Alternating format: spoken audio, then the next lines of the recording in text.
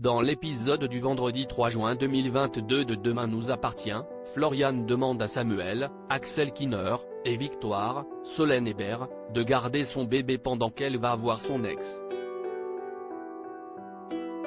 Elle veut le convaincre de revenir auprès d'eux. Au pied du mur, ils acceptent de le ramener à la maison discrètement car en vérité, ils n'ont pas le droit. Il manque d'habitude pour s'occuper d'un nouveau-né mais se prête au jeu avec le sourire.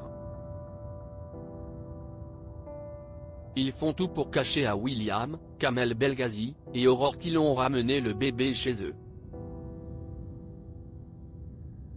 En parallèle, Engie, Louise Marion, reproche à Nathan, AD, de faire des bruits étranges quand ils font l'amour. Il nie mais pour lui prouver, elle l'a enregistré en fichier audio en plein acte.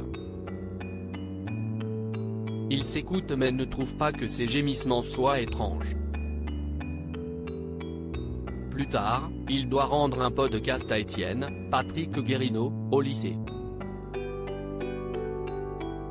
Sauf qu'il se trompe de contenu et envoie la bande-son de ses ébats avec Engie à tous les élèves.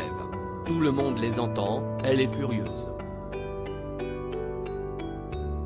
Étienne et Chloé, inigrés de Chauvin, l'écoutent aussi, ils croient que Nathan s'est moqué d'eux. Sarah, Camille Genot, prend la déposition de Chloé après son agression, Stanislas, Yannick Laurent, est là aussi. La proviseure raconte quelle scène est sortie grâce à l'intervention de ce dernier. Sarah est dubitative. Après cette entrevue, Roxane, Raphaël Volkov, informe sa femme qu'elle a peut-être identifié l'assaillant. Mais Sarah est toujours tracassée, pour elle Stanislas débarque toujours au bon moment. Celui-ci rentre chez lui et surprend Camille, Elisa et Zédine, fouillés dans ses affaires. Il ne s'énerve pas et lui montre des souvenirs à lui, il évoque sa mère morte.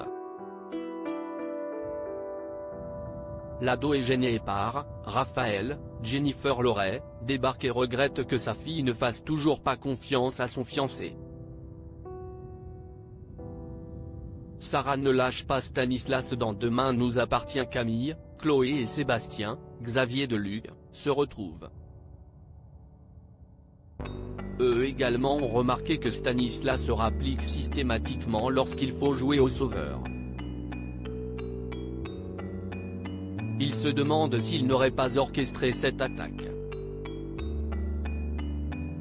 Il contacte Sarah.